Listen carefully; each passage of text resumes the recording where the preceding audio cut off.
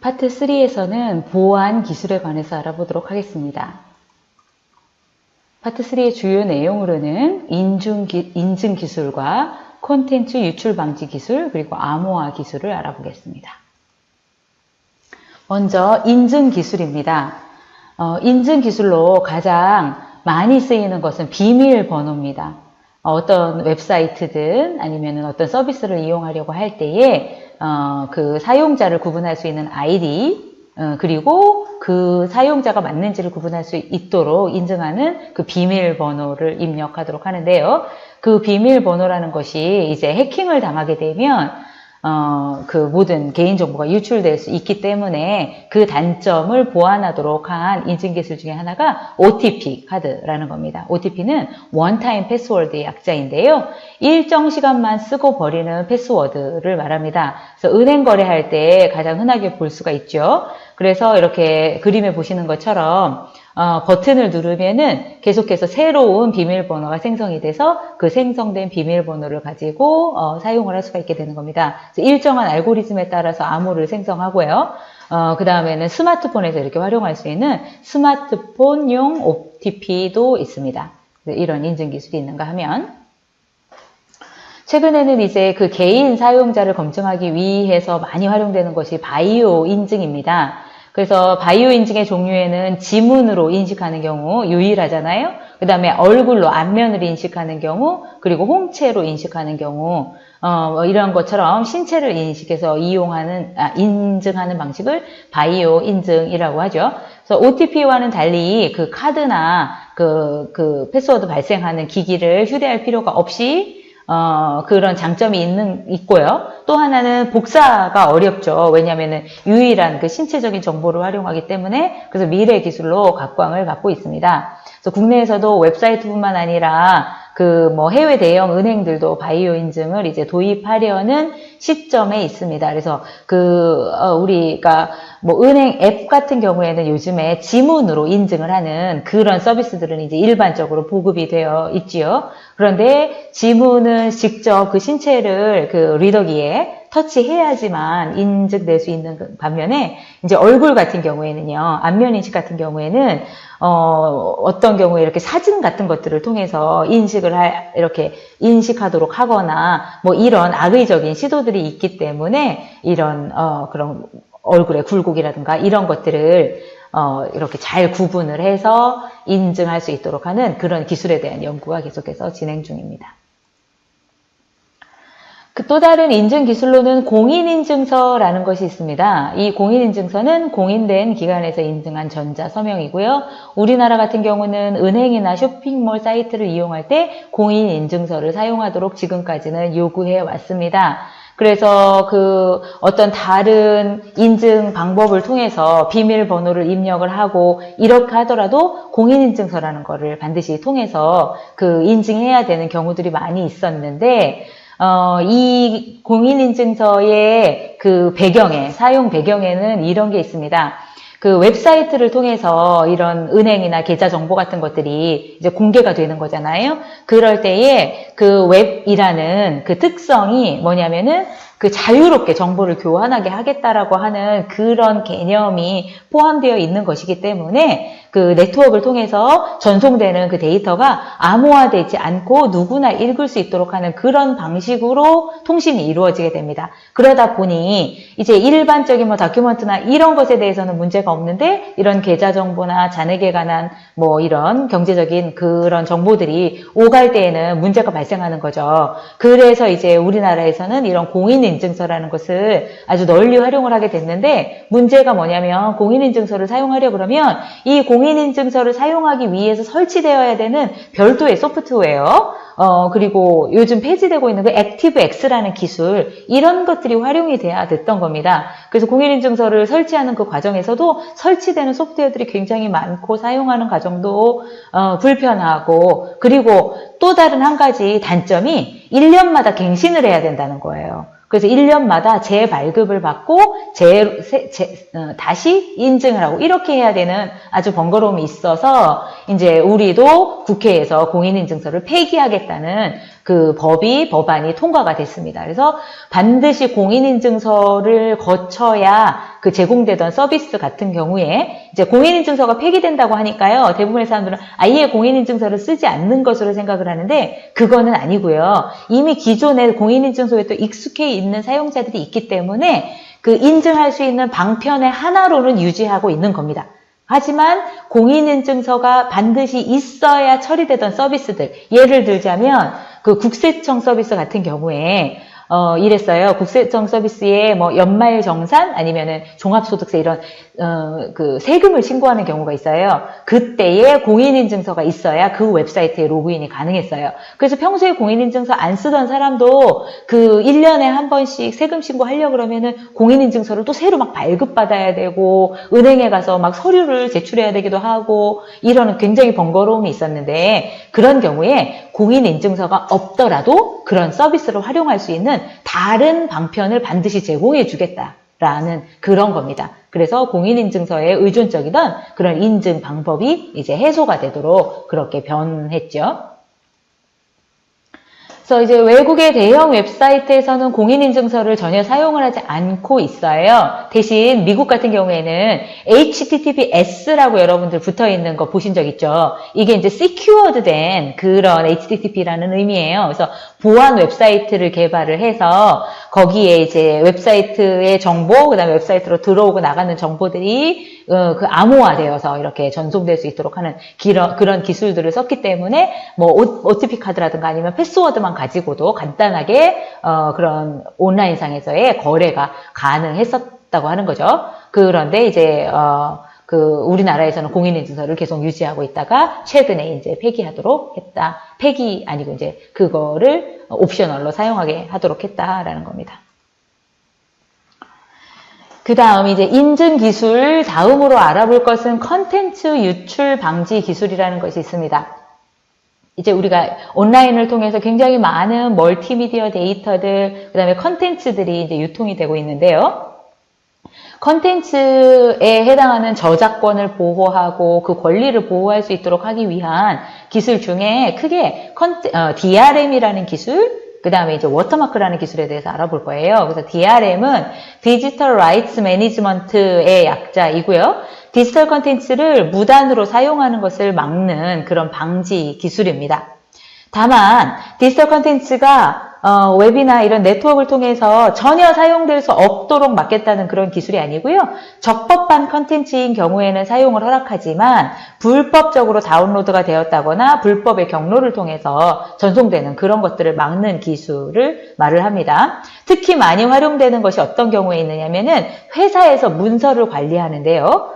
이런 기술들이 적용됩니다. 그래서 이런 아주 그 보안이 강화되어 있는 공공기관이나 회사 같은 경우에는 네트워크 자체도 인터넷에 연결되지 않고 인트라넷이라는 걸 써요. 그래서 회사 내부에서 사용하고 있는 네트워크만의 근무 시간에는 접속할 수 있는 것이고요. 혹시 인터넷을 통해서 뭔가 검색을 해본다거나 이렇게 외부망으로 접속해야 될 때는 그 지정되어 있는 컴퓨터를 사용을 해야 되거나 아니면은 허가를 얻어서 사용해야 되는 그런 것들을 활용을 합니다. 마찬가지로 문서에 대해서도요.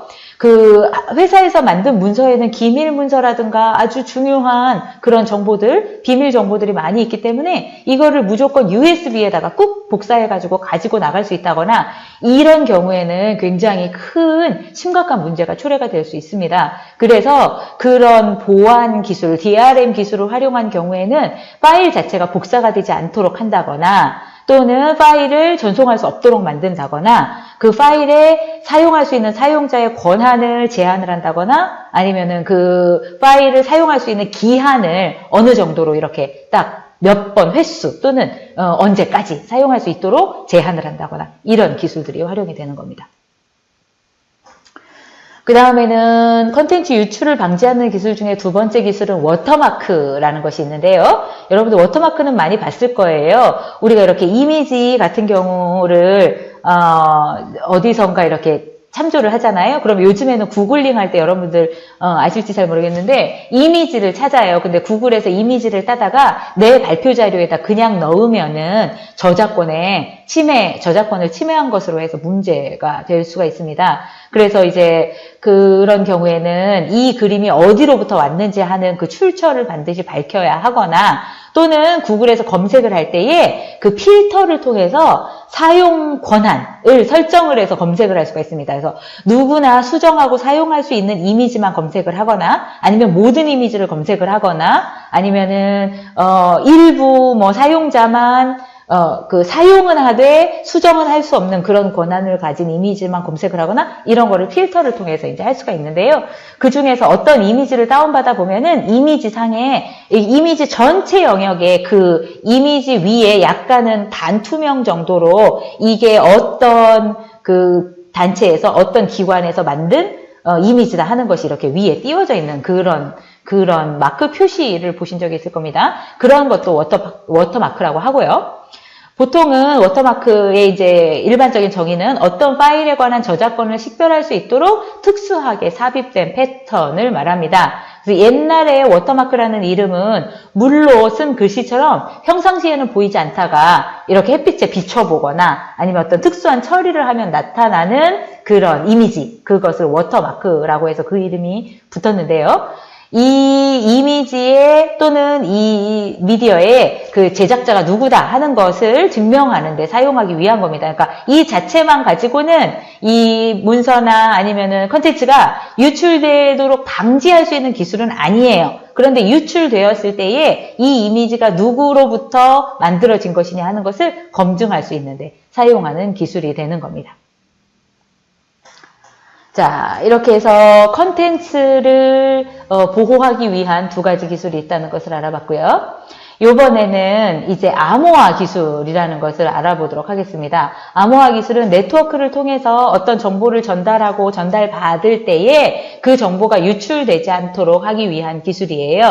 그래서 암호화라 함은 원본 데이터를 풀기 어려운 패턴으로 변형해서 허가받은 사용자 외에는 볼 수 없도록 하는 기술이다. 이렇게 정의를 했습니다. 예를 들어서요. 이제 그 이메일이나 뭐 어떤 네트워크를 통해서 love라는 단어를 전송하려고 하는 겁니다. 근데 love 자체가 이제 원문이잖아요. 근데 이거를 암호화해서 보낸다고 할 때 가장 쉬운 방법은 그 아스키 코드 우리 배우셨죠? 아스키 코드 상에서 각각의 이 알파벳에 더하기 5를 해서 새로 문자열을 만들게 되면 QTAJ라는 문자열이 만들어지는 겁니다. 그래서 이렇게 QTAJ라는 문자를 전송을 하는 방식, 이게 암호화입니다. 그러면은 수신 측에서는요, 송신 측에서는 원문을 이렇게 암호문으로 바꾸어서 보내게 되면 이 암호문을 받은 송신 측에서는 이걸 그대로 정보로 활용할 수 없으니 원문을 다시 복원해내야 되잖아요. 그 복원하는 과정을 복호화라고 부르고요.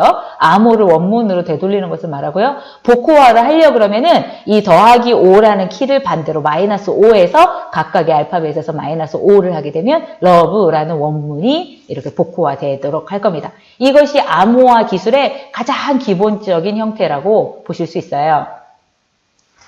그런데 이제 방금 보셨던 그런 암호화에서는 그 암호를 만드는 측에서도 더하기 5라는 그 키를 쓰죠. 그 다음에는 암호를 푸는 쪽에서도 5라는 그 키를 사용하죠. 물론 이제 이게 부호를 바꾸기는 하지만요. 그래서 이렇게 하나의 키를 가지고 암호화하는 방법을 대칭 키 또는 단일 키 암호화 기술이라고 합니다. 하나의 키로 암호화와 복호화를 한꺼번에 하는 방식이라고 하는데요. 그 단일 키 암호화 방식의 대표적인 표준이 데이터 엔크립션 스탠다드라고 해서 DES라는 방법이 있습니다. 암호화하고 해당하는데 하나의 키만 사용하는 대표적인 방법이고요. 미국에서 사용하는 국가 표준 중에서 56비트를 가지고 키를 만들어서 사용하는 방법이에요. 그런데 그거보다 더 발전된 방법이 이제 Advanced Encryption Standard라고 해서 AES라는 방법이 있어요. 2000년 이후에 사용되고 있는 방법인데요. 128비트를 사용해서 암호 키를 만들게 되니까 아무래도 그 키가 늘어나게 되니까요. 그 암호를 이렇게 유지하는 그 기능이 더 강력해져서 현재 많이 사용되고 있는 방식 중에 하나입니다. 그런데 이렇게 대칭키 또는 단일키 암호화 기법을 사용하게 되잖아요. 그러면은 문제가 뭐냐? 요 키 값이 해킹을 당하게 되잖아요. 그러면은 이쪽에서 수신 측에서 보내는 모든 키가 다 뚫리는 거예요. 이제 복호화 누군가가 해킹을 해서 그 데이터를 가져갔을 때 다 해독이 가능하게 되는 거죠. 그래서 암호로 만든 결과물, 이제 여기 보시면은 또 하나의 단점이 뭐냐면 그 암호로 만든 결과물을 전달을 할 때 키도 같이 전달을 해야 되는 겁니다. 왜냐면은 그 암호문만 전달해서는 그 키가 뭔지 알 수가 없기 때문에 그래요. 그래서 키를 같이 전달해야 되면서 그 키를 전달하는 과정에서 그 키가 노출될 수 있는 가능성이 높아지는 거예요. 그러면 이제 암호문이 깨질 수 있다는 거죠. 그리고 이제 키를 소유하고 있는 사람이 지금 어떤 수신 측에서 사용하고 있는 그 동일한 키를 가지고 여러 개의 암호문들을 만들어서 이제 여기저기 보낸다고 할 때 키를 가지고 있는 사람이 나쁜 마음을 먹는다 그러면 해당 키를 가지고 자기한테 오는 암호문이 아닌 다른 암호문들을 이제 해킹해서 해독하는 데도 사용할 수 있어서요. 그 키를 공유한다는, 하나의 키를 공유한다는 그런 문제점이 그 제약으로 됩니다. 그래서 그런 문제점을 해결하기 위한 방법이 비대칭 암호화 기술이라는 거예요. 그래서 비대칭 암호화 기술에서는 두 가지 키를 사용하는 거예요. 그래서 그 두 가지 키가 공개 키와 비밀 키라는 거거든요. 그래서 공개 키는 암호문을 만들려는 사람한테 공개하는 키예요.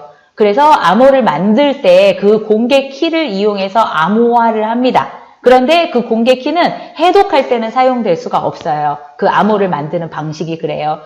대신 그 암호를 해독하는 입장에서는 비밀 키라는 걸 가지고 있습니다. 그래서 암호를 해독하는 데 사용하는 키, 그러니까 암호를 만들 때 사용하는 키와 암호를 해독할 때 사용하는 키가 다른 거예요. 그래서 그 공개 키가 노출이 돼도 그 암호를 해독하지 못해요. 왜냐하면 언제 노출이 될 수 있다 그랬어요? 그 암호하고 그다음에 키를 같이 전송해 줄 때 노출이 된다 그랬잖아요. 근데 그 전송하는 과정에서 공개 키가 노출이 되더라도 공개 키만 가지고는 복구화를 못 하는 거죠. 왜냐하면 수신 측에서 가지고 있는 비밀 키하고 같이 활용을 해야 되기 때문에 그렇게 해서 이 암호화를 하는 그 보안의 그 수준을 더 높일 수 있도록 한 방법이 공개키 비대칭 암호화 기술이라는 것입니다. 그래서 이런 기술들을 활용해서 우리가 가지고 있는 데이터, 컨텐츠 이런 것들을 보호하도록 한다라는 것을 살펴봤습니다.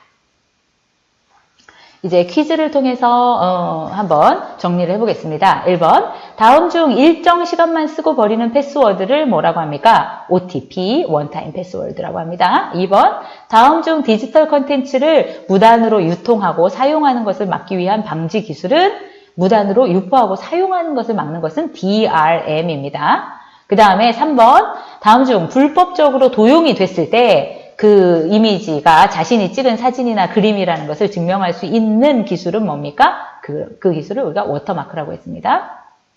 마지막으로 다음 중 올바르지 않은 것은 1번 암호화 기술에 있어 하나의 키로 암호화 혹은 복호화하는 방식을 대칭키 또는 단일키 암호화라고 한다고 했습니다. 2번 단일키 암호화 방식의 가장 큰 단점은 암호로 만든 결과물과 함께 키도 같이 전달해야 한다는 것이라고 했습니다. 3번 암호를 만들 때 사용하는 공개키와 암호를 풀 수 있는 비밀키의 쌍으로 구성된 암호화 방법을 공개키 혹은 비대칭 암호화라고 한다라고 설명을 했고요. 마지막으로 비대칭 암호화 방법에서 암호화를 만들 때 사용하는 공개키로 암호화를 해독한다고 하지 않았고 비대칭 암호화 방법에서는 암호를 만들 때 사용하는 공개키와 암호를 해독할 때 사용하는 비밀키를 별도로 활용한다고 했기 때문에 4번이 답이 되겠습니다.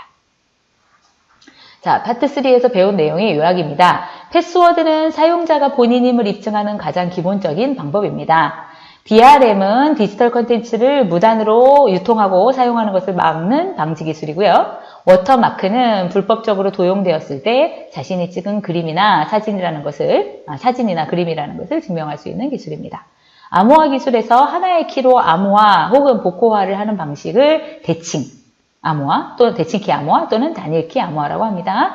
그리고 암호를 만들 때 사용하는 공개키와 암호를 풀 수 있는 비밀키의 쌍으로 구성된 암호화 방법을 공개키 혹은 비대칭 암호화라고 합니다.